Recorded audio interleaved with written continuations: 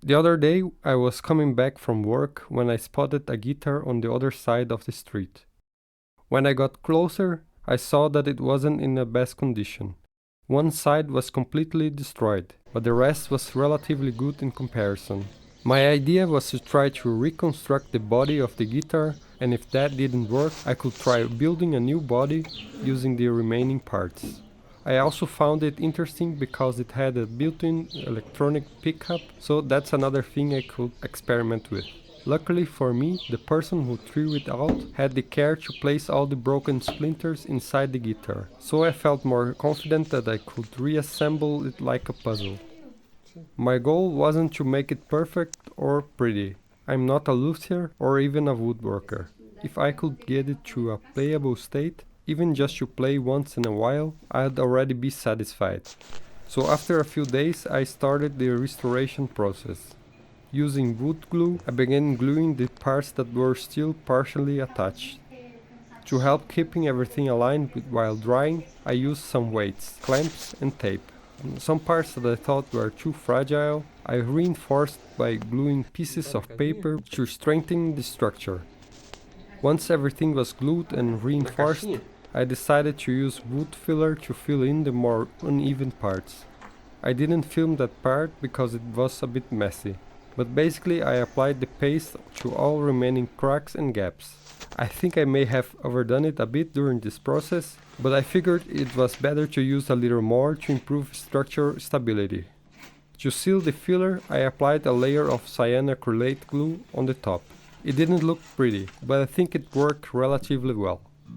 After that, I tested the string height, since the guitar was probably warped after going through such a traumatic experience. The action was indeed very high, so to lower it a bit, I decided to replace the saddle with a shorter one. The original is made of bone and was a bit loose in the bridge slot, so I thought it best to set it aside for now. Then I found a plastic spoon that had the exact thickness of the slot, and so I made a new saddle, trying to copy the shape of the original one. To put less strain on the guitar, I opted to use nylon strings instead of steel, which I also find easier to play without hurting my fingers. To simplify things a bit, I decided to remove the electronics for now, but I ended up placing the sensor back under the saddle to maintain the height, otherwise it would have been too low. The saddle turned out nice, but the string height is still a bit high. Maybe I will try lowering a bit more later on. I 3D printed a new button to attach the guitar strap and secure the sensor connector to it, so if I want to run some tests with the pickup, it will be easier. With all that done, the guitar is now in a playable state. Far from perfect, but much better than I expected.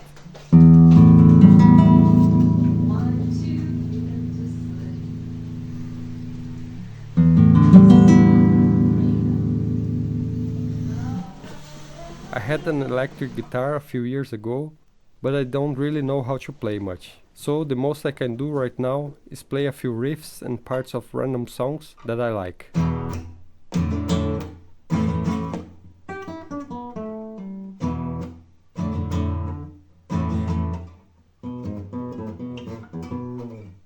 If I wanted, I could still sand down the filled areas and paint them. But at the same time, I think this way the guitar's story is more visible, almost like a zombie brought back from the dead, full of scars.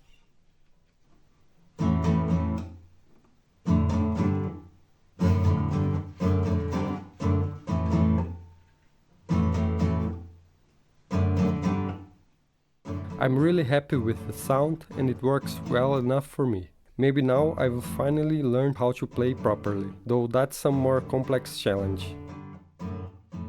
Hope you enjoyed the video, see you next time.